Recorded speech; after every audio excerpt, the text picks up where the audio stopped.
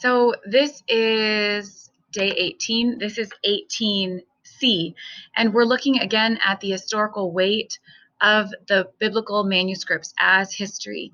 And it's important to realize and understand that compared with other ancient writings, the Bible has more manuscript evidence to support it than any 10 pieces of classical literature combined.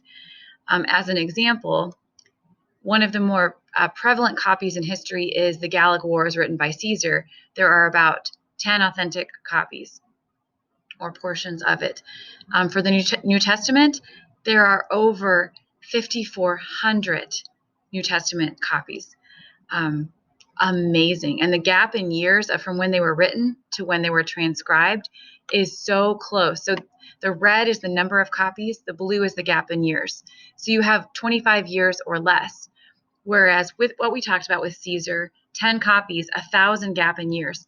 So this just shows you that by far, the New Testament is so much more well verified historically, and the Old Testament, than all of this other history that is the top history that's verified. So again, more manuscript copies that were made in a closer together span. So over 5,686 manuscript copies made within a 25-year span. What's the next best one? It would probably be Homer, which has 600 copies. So that's a little bit more than 10% of the number of copies. That's 90% less, and within a 500-year span. So that's within a lot more time periods, a lot more generations. This is still within the same generation of people. So just really, if you understand kind of what this is saying, it's really amazing. If this doesn't make sense to you, there's other ways for you to be like, wow, God's word is so reliable as a historical document. Archaeology continues to find biblical locations and items just as they were described. Histories of other nations, including the history of China, confirms biblical history, and I'll show you that in a moment. Jewish laws, systems, and memory work, and later monastic practices ensured that these cultures would have a reverence for learning and a perfect attention to detail.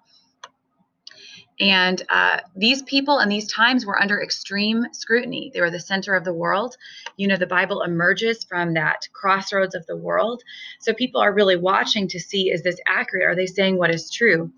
The textual evidence of the Bible compared with other history, they figured it out mathematically. That's 3,800% more accurate. It's awesome. Again, to explain a little bit of this to you, because you're going to be amazed when you see what's in Chinese characters that exactly matches what's in Genesis. As a review for Mesopotamia, Genesis 11 talks about building a ziggurat. Today, you can go and visit many ancient weather-beaten ziggurats in the heart of Mesopotamia. Now, I want to review that the Bible is true history, not exhaustive history. Again, I think that's really helpful. What is written in the Bible is true. And there is more that happened that's not written in those pages. What was written in those pages of the Bible is true. There is more that happened also. So it doesn't talk about everything that happened everywhere in the world and every person in the world and everything they did and all of every single child that they had, etc. It's true history, not exhaustive history. More occurred than what is in the Bible. These things are written so that you may believe and have life. Genesis 10, 8-12 talks about mighty cities, and indeed in Mesopotamia we have ancient mighty cities, and we can see the ruins of those today, sometimes under mud if they end up being in the flood. So now we get to our Chinese characters. So we're going to look in books today as well. Ancient Chinese characters tell the biblical Genesis stories. So the character of an ancient Chinese manuscript for create is a combination of walk, talk, living, dust, and breath.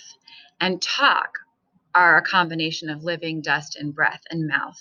So to talk, you have to be living. You're made from the dust and the breath that God breathes into you. The reason this is really interesting is because when I talk about somebody who's living, I don't tend to talk about dust as part of my definition. Maybe breath, you have to have the breath of life, but I don't tend to talk about dust.